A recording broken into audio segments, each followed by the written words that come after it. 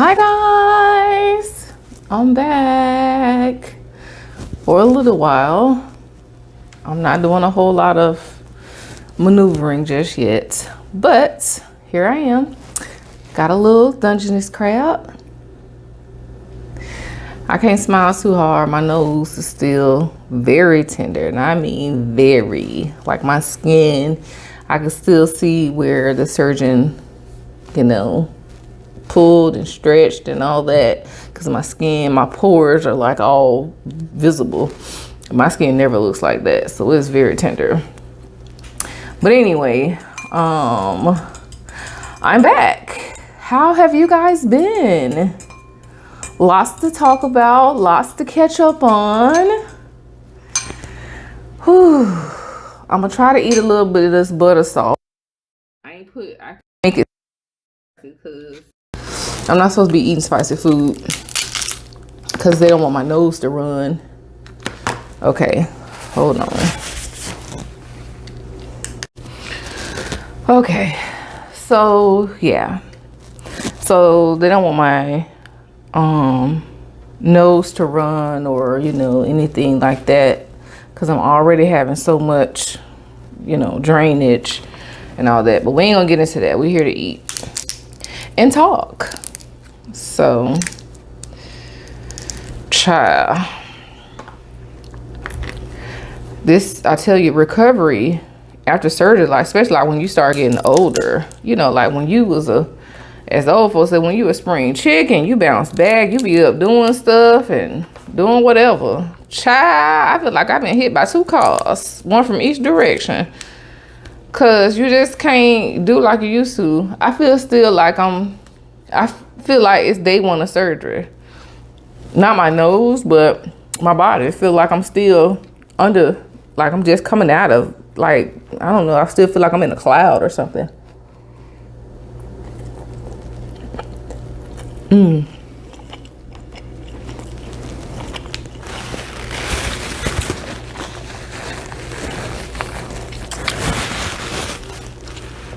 Oh Lord, that hit so good.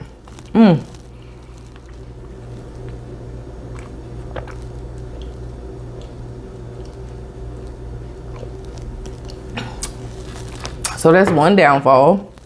I can't drink out of a straw for 2 weeks. And I love drinking out of straws. Especially like, if you go out in public. So, I gotta stay at home. Can't be going nowhere where I gotta drink out of straw and all that.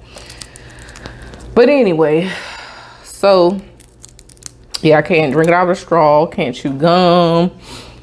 I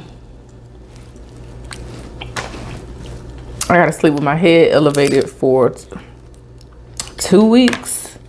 So I got 1 more week to go. Sleeping like that, and that is so hard. Like, it sounds like it's gonna be easy, but it's not. Cause you wanna just get into bed and just knock out. Child, be waking up, finding myself slumped over. You be like, Lord, did I get on my nose? And scan yourself half to death. And it's not fun. I'm over it. I'm ready for this to be over and done with now. But I just gotta keep on going. That's all I can do. Is like I can go backwards, But anyway. So I done missed so much, child. Seemed like being gone and down. And I'm sick and shut in list, But while I was supposedly down, I still was in contact with my little guy friends and stuff. So they was all checking on me or whatever. And I said, yes, I did say they were all checking on me.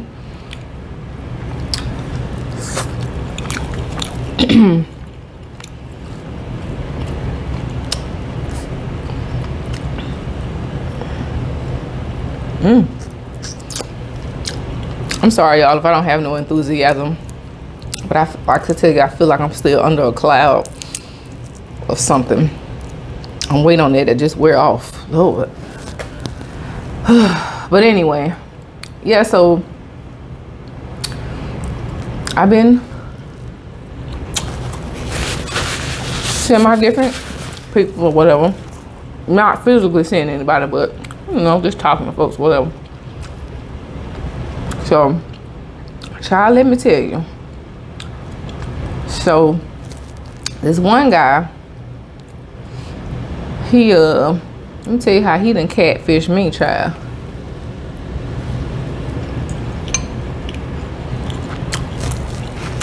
So I met him on a dating app.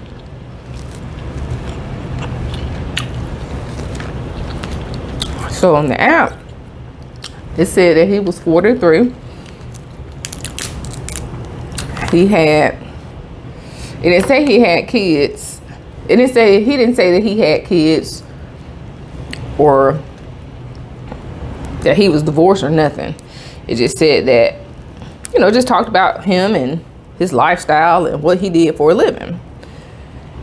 And he, you know, whatever. So I was like, okay, cool. He's whatever. So we've been talking for like 3 weeks. Well, no, not that long. 2 weeks. At that time, when we was gonna decide to meet up. So he had called me one night and he was like, do you wanna can I take you out to dinner? He asked me, could he take me out to dinner? And so I said, well, I would say yes, but tonight I can't because I'm helping out my friend do something. So he was like, oh, okay. Well, maybe next time. So we were talking, you know, we're still getting to know each other and everything. So then I said, yeah, so you like to do this, you like to fish, you like to such and such, travel and all that. I said, sounds like, you know, you're pretty laid back, pretty cool. So like we're gonna match up pretty good. I said, so you don't have any kids? And he said, oh no, I do have kids. I said, but your profile said you don't have any. He was like, oh no, I do. I have 3 kids. And I was like, wait, what? So he started telling me how old they are. And I'm like, oh God.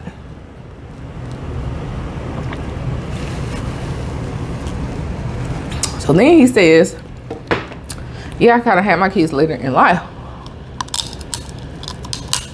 So I'm like, wasn't thinking, because I'm busy at the time he trying to tell me all this. And I'm just not thinking about what he's saying. So I'm just like, okay, whatever. So I just told him I gotta go. Because I'm contemplating real hard that he gonna never talk to me again. So days go by. And he texted me the day before my surgery and was like, I hope everything go well and all that, blah, blah, blah. So, you know, I was like, thank you. So he texted me the day after my surgery and asked me how I was doing. Then the weekend come and he says, how you feeling? You feel like getting out for a little bit? Maybe having a drink. And I said, okay, I'll go out for a drink. Because I said, I'm tired of sitting in the house. You know. So he was like, all right, I'll make reservations for us. So he lives like 20 minutes from me. In another city. But close in proximity. But the thing is, I have had surgery. And although we were just going out to have a drink, I wasn't going to drink, you know. I was going to, you know, have a tea or something, you know, just, I thought that's what we was doing. Child. So I'm driving, I get there and I'm looking for a parking space. So crazy. He sent me the GPS information. Okay. The information for the place is downtown in the city he live in, which is busy. And it's known to be like the action spot. And I'm like, I had told him, I said, I'd rather do something like low key. Can it be a low key place? Because I don't want to do nothing, you know. I want to be around a whole lot of folks. I said, I really can't talk. Because at the time, my throat hadn't healed real good yet. And I couldn't hardly talk. I could talk, but I couldn't like speak louder.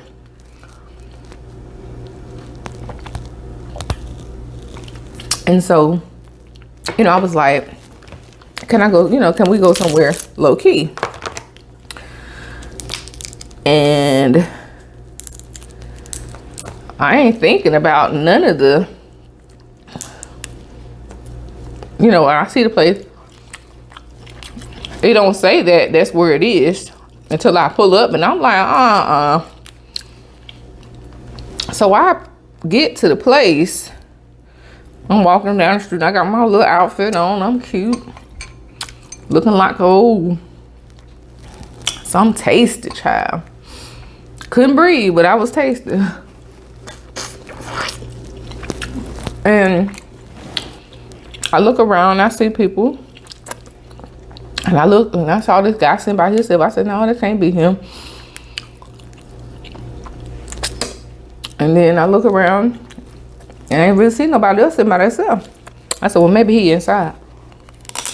So I go to the hostess stand and I ask the guy at the hostess stand, I said, I had a reservation. I said, I'm meeting somebody here that had a reservation. I gave the guy his name. And so, he said, well, I think that's him sitting over there. There's nobody else here that had a reservation. So I'm like, oh, Jesus, what? So I said, well, that can't be him. Because I'm looking at the pictures on the profile and the person that's sitting there, and I'm like, no, that can't be him. So I called the phone. I turned my back and I started mumbling a little something on my breath. And then by that time, everybody that's sitting outside knows, because it's like seating and stuff outside. So everybody knows what's happening now. And they're like, oh, it's finna go down. Oh, here it go. So this older couple, this older white couple, they laughing. I mean, they tickle, honey. So I called his phone and I can't hear nothing he's saying. And all of a sudden he just walks up behind me and taps me on the shoulder and says my name. And I turned around and I was like, how this person know my name? Who is this?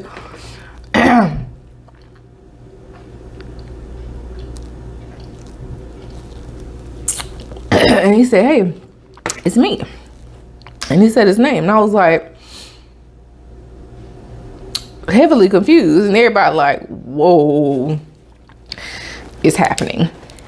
And I wanted to, boy, if I could have cussed, I wanted to cuss him out so bad. Child, that man looked like he was a good 65 years old. Child, I was hot. I'm talking about, when I said fish grits hot, baby, you could have laid 8 fillets of catfish on my face and they would have been cooked in 2 seconds. Done. I was so done. I was so done. So done. So I said, well, let me not be rude. Respect my elders. So we sit down at the table. He said, yeah, we're seated over here. And I'm just looking at this man like, I know you lying. You know what the bleep was.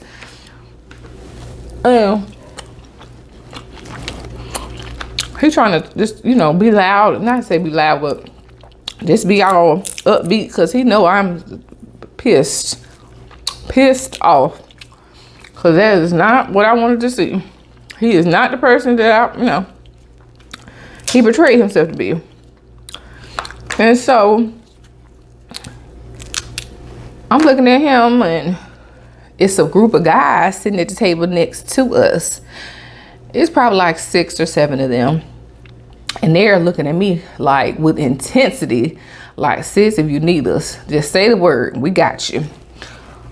And they didn't leave until I left. Nope, I mean, seriously, they did not leave until I left. And so I was just like, what is happening? Why, Lord, why? So he trying to tell me about X, Y, and Z. And I was like, he said, did you not think it was me? I said, no, I didn't think it was you. Because you don't, I said, I'm looking for the person in the picture. And you don't look nothing like your picture. And by that time, you could hear forks dropping on plates around me, because they can hear us. Like, because I'm not getting loud, but I was definitely irritated. Because everybody was watching to see what was going to happen, because they knew, like, this was going to be a mess.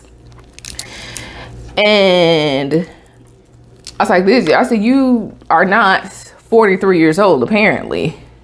He was like, oh, no, I'm definitely not 43. I'm 49. I'll be 50 on my next birthday. Excuse me? Say what now? And he was like, oh, yeah. I said, why would you write that you're 43 on your profile? He was like, oh, I just be, you know how you just be putting on. No, I don't know. I said, I would never do that. Why would you lie about your age?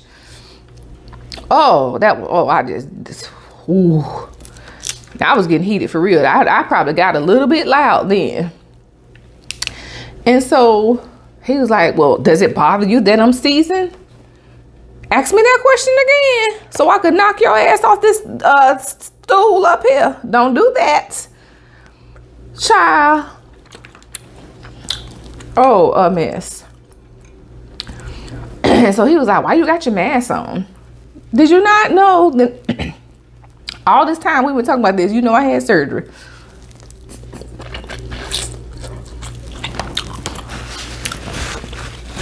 I said, I told you I had surgery. I cannot be out here in these elements.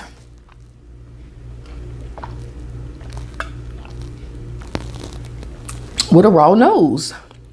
People walking by smoking cigars and car exhaust and all that stuff. I said, you ain't gonna have me out here toe up, sick. Like the old folks say, have a setback. Not happening. So, I mean, I'm just like ready to walk out. Just get up and just throw some water in his face. I was hot. So then I really look in his face and I'm like, wait a minute. This beat all I ever seen. And take no offense, anybody, when I say this, because, it is what it is. If somebody got, any kind of disability or ailment, that's fine. But this is the thing. I feel that you should not spring it on somebody. You need to tell somebody beforehand. Don't be trying to be sneaky about it. That ain't how that go. I'm willing to accept a person for who they are, but be upfront about it. If someone's wrong with me, I won't be trying to hide it. The fact that I'm fat, I don't hide that. Full body pictures, bam, here it is. Rolls, jelly, all of it. I'm here. But he hid the fact that he ain't have but one eye. Yeah, one eye. And he went on to tell me this story about how it happened along. He was born normal, and over the years, the muscle deteriorated and all this stuff. And if money could have fixed it, it would have been fixed. And my retort was, well, how come you ain't get your teeth fixed? Because all the bottom teeth crossed over each other. If money could fix it, because you out here trying to flex, talking about what money could have bought, but your money couldn't do that.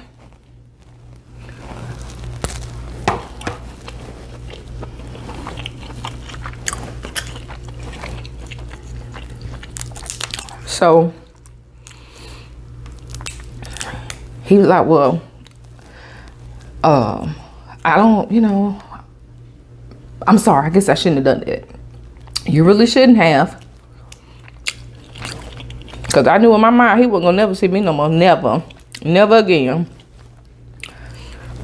So he's saying, you know, just talking about it. He trying to make conversation. Because I'm sitting there like, I want to pull my pistol out and make it rain out there. But, you know, I'm trying to be nice because, you know, I don't have to be rude. I don't have to be a jerk. You know, he was the jerk by being, you know, fictitious in his, who he is and all that. But I didn't have to be a jerk. I didn't have to do that. So, hold on, y'all.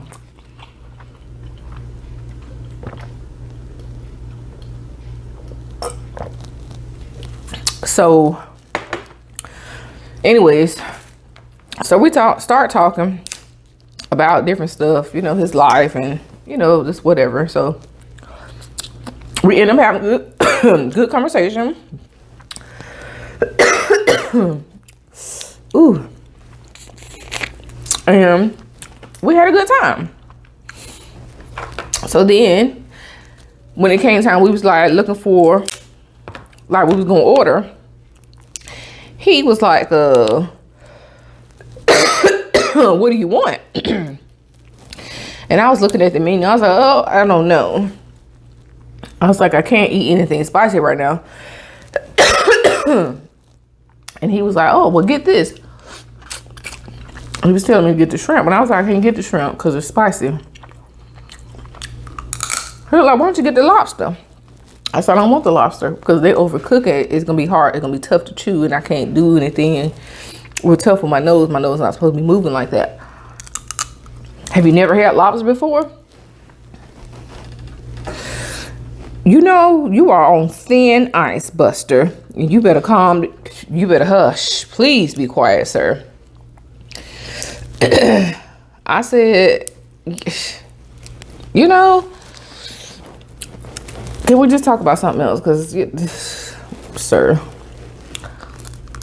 And I just kept calling him sir, and that was getting under his skin. But too bad, so sad. I had to call it like I said, sir. So anyway, when the waiter comes to take the order, he said, he placed his order, and then he said, and she will have such and such, such and such, such and such. And I'm like, I ain't asked for that. So when he finished and the waiter's getting ready to walk off, I said, sir, I didn't ask for that. I'll have blah, blah, blah, blah, blah.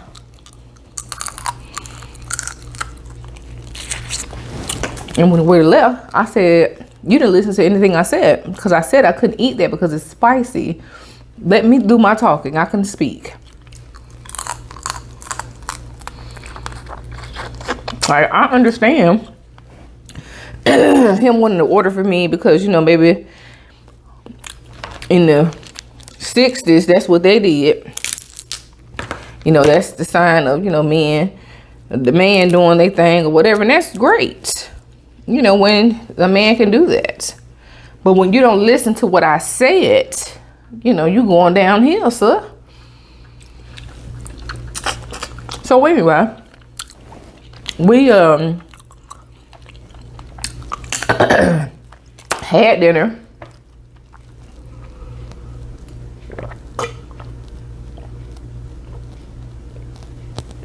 Ooh.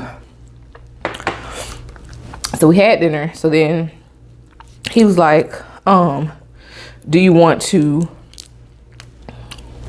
be paid? And then he's like, do you want to walk down to the pier? And I said, okay, I guess, you know, I said, I'm at the house. I might as well, you know, whatever. But I was like, I don't want to do too much now. You know, so I'm not feeling that great. So he's like, okay. So I said, but I need to stop at the car and change my shoes because I had on some heels. So he was like, shouldn't you be prepared? I said, shouldn't you be honest about your age? He was like, oh, I guess I need to be quiet. Yes, you do. I was like, he got some nerve trying to tell somebody what they need to do. And he done sit up here and told everybody everything he done said been a lie. So we went on and walked around. But he done drugged me for blocks. I mean, blocks, honey. We'd have been all over the world, the city. We done went to this place and it's rooftop. And I guess, I don't know, I was having side effects from the anesthesia, the medicine I had to take.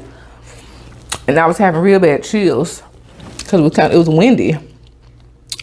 Like we were on the water and it was just the wind blowing and I was just freezing.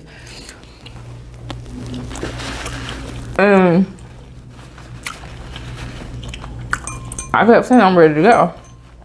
And he was like, are you sure? Yes. And so he was like, I wish I had a coat or something. But you don't, so let's go. And then he want to tell me how good I look and all this. Thanks. I'm ready to go. So even the people around is looking at me like, something wrong with her. Is she sick? She all right? No, I'm not. I'm ready to go. I'm freezing. Because everybody else is obviously fine. But I was going through it. Because I didn't have no business having my black behind out the house. Should have been in the bed. So we left finally. And then we walking back. He sees this club. Oh, let's go in there. Take me to my car. Let's go. Let's just go in there for a few minutes. I'm like, Lord Jesus, this man trying to kill me. So we go in there. It's rooftop as well, but it's not as high as the other place. The other place is like 5 stories high, like real high. This place is only like 2 stories, just low. It's small, so it wasn't like it was, had a lot going on. But we had a good time there. I will admit I did have a good time. I was dancing, but then I started feeling bad. Like I started running, like I don't know if I was having a fever or what, but I started not feeling good after a while. And so I told him, and he was like, all right, let me get you to your car. But before that happened, we were dancing. He wanted to get him a handful. I said, excuse me? I don't think so. And he was saying something. And then there was a moment where we were sitting down. I had sat down because when I was starting not feeling good. Girl, and he looking at me. I don't know why he was looking at me like this, because I don't know, we wasn't in love. I'm not in love or nothing. I don't like you at all. And he looking at me all lovingly, like we, husband and wife or some stuff. Stroking my hair. Talking about some, what he said. What he said, I don't remember what he said. But I said, you keep on. Oh. I said, oh, you like my hair? He said, yeah, it's okay. But it looked like Sealy braids. Because I had my hair in 2 flat twists with another flat twist coming around the back. It was like halo braids, but they were big flat twists. And and I said, excuse me? He was like, yeah. He said it is. He said, I'm dishonest like that. I said, well, you're going to mess around and I'm going to make that other eye look like the other one. He said, "Ooh, you cold." I said, "That's right." I said, "Get on out of my face."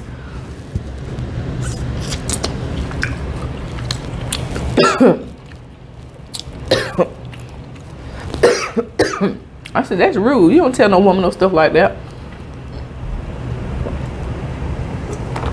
Tell me, I'm just saying. I said, "Well, I'm just saying."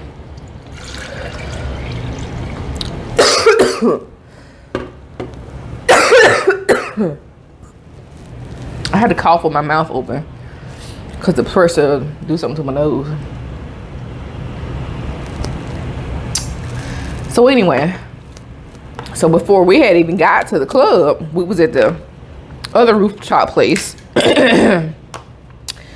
He had said to me, we were talking about age or something.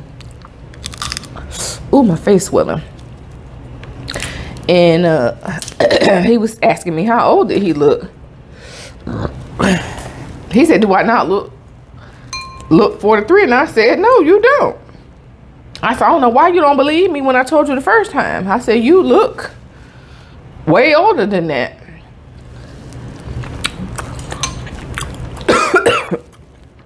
Especially with that your hair not being cut. Because he said he had went to the place to get his hair cut, but it was nasty. He had showed me the video of the place, and I agreed. I was like, I wouldn't have got my hair cut in there either.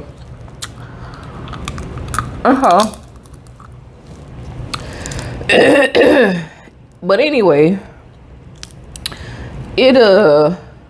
so he had that little, he just like somebody that's on the deacon board, like an older deacon. I'm on with that. It was like he work on cars and look at his glasses like this. Have a cigarette hanging out. Oh, I just wasn't. He didn't talk like that, and but it just wasn't. None of it was for me. It was not. It just wasn't. And so he was looking at my jewelry that I had on, and he was like, "Is that Pandora?" And I said, "No." I said, "Something I bought at Ross for $7. Looks expensive, but it's not." He said, "Oh." I'll get you some. I said, "No, I'm good. Thank you." I was like, I'm thinking in my mind, like, this man here.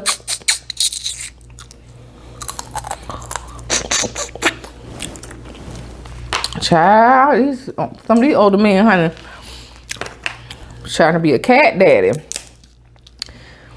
And gonna mess around and be a victim out here. Stop doing that to these young women, cause that ain't it. The first time you meet somebody, you ask them, tell them you want to buy them some jewelry. Then he asked me that I want to come stay at his house because he was worried about me. Can you make it home? Yes, I can. I am fine. I ain't been drinking like you, cause he had been drinking, not heavy, but you know.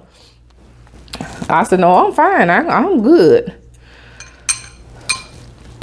He said, "Well, you was just saying you feel bad." Yeah, I feel bad, but I'm not finna fall out. I said, "If I was finna fall out, what the hell I'm going to your house for? You ain't no paramedic. I'm nobody doctor. Get me to Tampa General. That's what you do." Child. But he was just like doing too much. And then his walk, killing me. He was walking like, I'm trying to think of who, Gumby or one of Nickelodeon cartoon characters or something. Just, I can't even understand, like, oh, somebody out of Western. I couldn't take it. He was long and skinny. He's like 6'5", and he's just skinny. And just leading with his legs and hips. I'm just like, what is all this? Like, he just thrusting his hips as he walked. Like, why are you walking like that? Why? That is so irritating. Over it.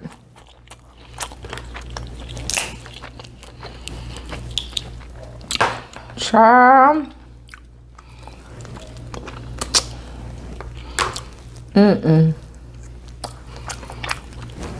So then we was at the club still, but we left.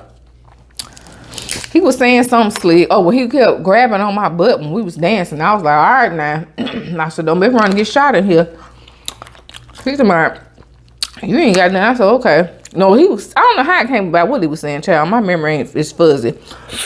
But he said something about, let me see it. Don't pull it out, but just let me see. So I opened up my purse. Oh, he was trying to dance on me. That's what it was. He was like, I'm gonna have to get you a, cause I had told him I carry or whatever. I said, but of course for the outfit I had on, I definitely wasn't carrying with the outfit I had on, so it was in my purse. And so he was like, he said, I'm gonna have to buy you a smaller purse or get you a smaller gun. I said, my gun is small.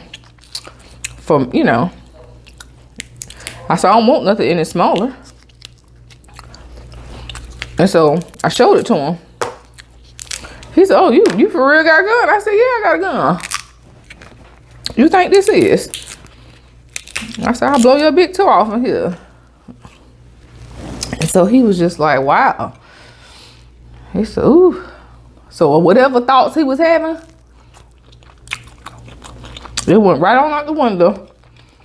But get some get right into him. Cause I ain't scared, but I ain't scared at all. But child, that was a mess.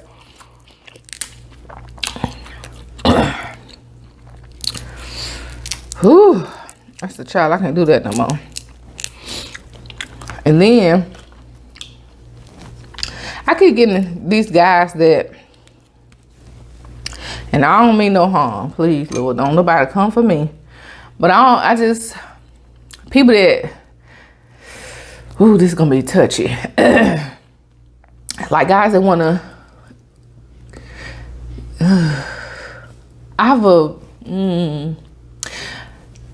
I'm scared to date men that are new to the country.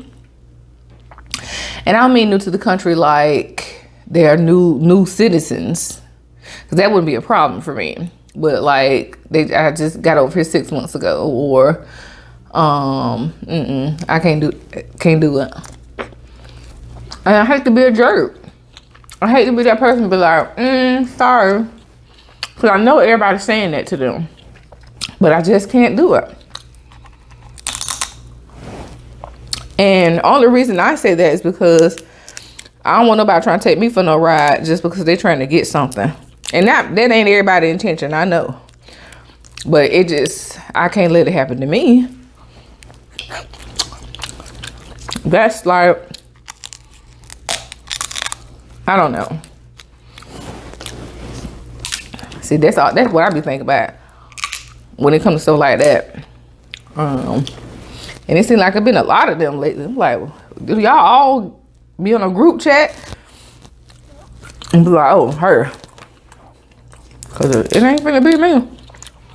Then I just had this guy, not with none of that, but he, we was talking for a few days, and apparently he in the military. So I noticed his patterns would be texting late at night. Well, I say late at night, but later in the day and then early in the morning. So I was like, maybe he, work a different shift or whatever. But then, I don't let up on nothing. I don't say nothing. Never say anything, but I'm watching everything. And so I said, I'm gonna just ask him a trick question, just see what it say. And the trick question was something everybody asked. I said, what's your real name? Cause on the profile it said D. And I'm just like, So, and then I said, I'm gonna ask him what his real name is, and then I'm gonna not say nothing when he tell me. I'm gonna just see how many messages he sent me, and then see what happens. He fell right in the trap. So I asked him what his real name was, and he said it, but he didn't say his first name. He just gave me a last name. So that let me know He's in the military. He sent me 6 more messages that said, here's my phone number if you want to talk off the app. Then he turned around and said, he said 2 or 3 more messages about something when it was taking me a long time to respond. Then he said, if you aren't comfortable with that, here's my kick. His kick name was Silently something. Get your married behind from away from me. Get on. Scram. Because I have found that when they use kick, they're usually married. So I'm like, no, dog. Go ahead on with that. Get on away from around me. Because I was like, if he had just been like, here's my phone number, just hit me up or whatever, and it had stopped there, he would have been fine. But no. When you went the extra, gotcha. I tell you. Parker Brothers, CEO right here. Charm. So yeah.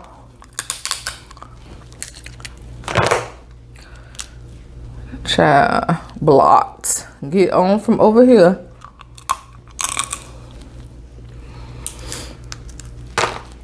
So I got about 6 or 7 in rotation. Not like, you know, a rotation. Rotation. We just talking. That's it. Just trying to see where everybody mind at. And, you know. And then see where some go or some take off. That's it. I'm still celibate. You know, ain't nobody, what the folks say, took the lid off the cookie jar or peeked in the cookie jar, none of that. So,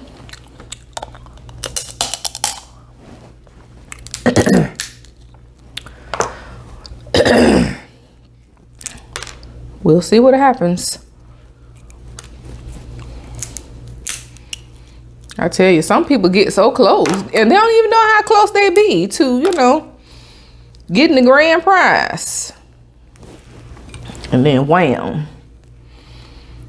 God be like, let me show you. Boom. Be like, thank you, Jesus. Hallelujah. So,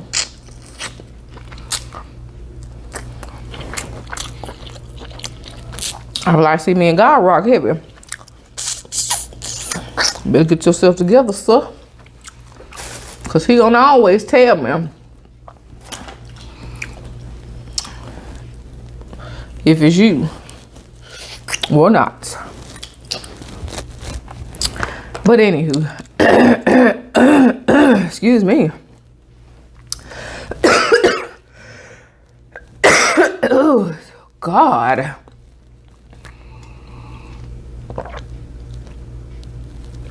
Y'all,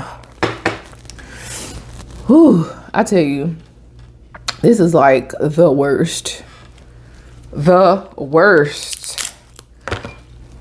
Ooh. It's a real to heal up. I go to the doctor Monday for my pre-op, post-op checkup. And I can't wait. Cannot wait. Because I ain't gonna talk about it now, but we'll talk about it later.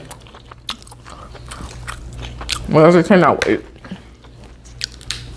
See what he gonna do. Cause, oh God, this is rough. I'm just ready to lay down again, regular. But my nose, this thing is tender. Like, I think he did a bilateral septoplasty, but this one side, the left side, is really tender. So he also took out the aneurysm thing, which turned out to not be cancerous, praise God.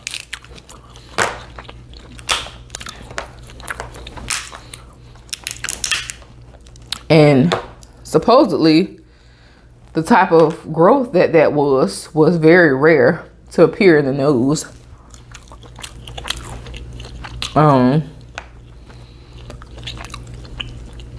They say those normally occur in other places on the body, but rarely in the nose.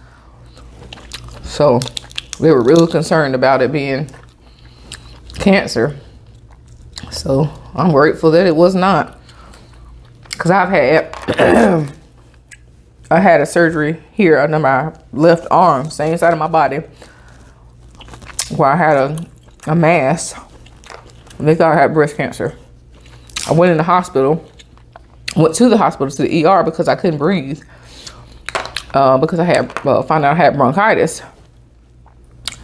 And they did a chest x-ray to make sure I didn't have tuberculosis. And that's when they saw the mass under my arm. And I remember that day like it was yesterday. The doctor came in, and then the nurse came in behind her. And the doctor sat on the bed, and I was like, why are you sitting on the bed? What you finna say? Wait a minute, lady. And I was in there by myself, you know. And she was like, we saw a spot on your x-ray, and that's usually where breast cancer starts. It's under the arm in that area. And we need you to see someone immediately. See a surgeon immediately. And we already made you an appointment for first thing on whatever, you know, that day was. And I felt, okay. She said, you know, try not to worry, but we want to be aggressive with this. And so I went and had it biopsy. They did a ultrasound with the needle and all that stuff, and that was painful. They did the lidocaine and all that stuff, but they had to shake it to make sure they get a good sample. Ooh, Jesus, because they put the marker in and all that stuff. Child, that's a mess. And then like for like 4 years, I had to have a mammogram every year after that, because they wanted to be sure nothing came back. But when they did the biopsy,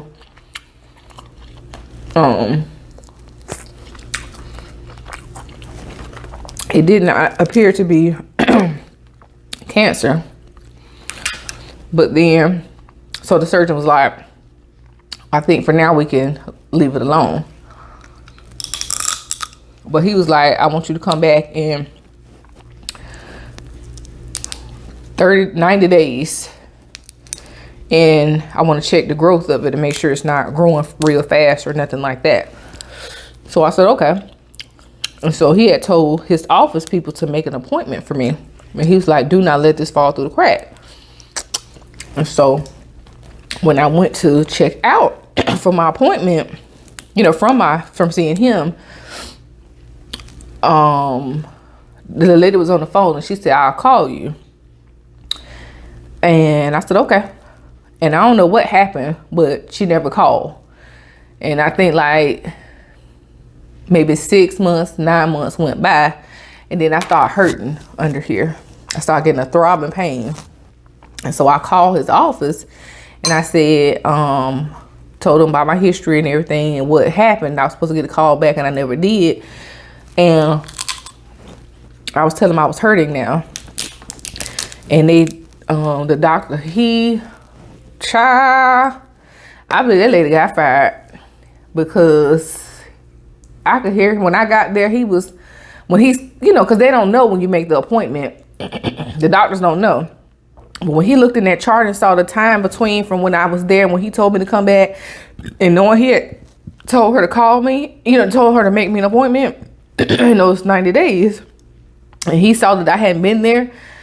And shoot, he was like, he said, even if you didn't call, they should have been calling you to have you come in. So this is important. And he went out there yelling and screaming. I said, oh, Lord, have mercy. I felt bad for him, because I felt like, it was my fault too, because I didn't call, And anyway,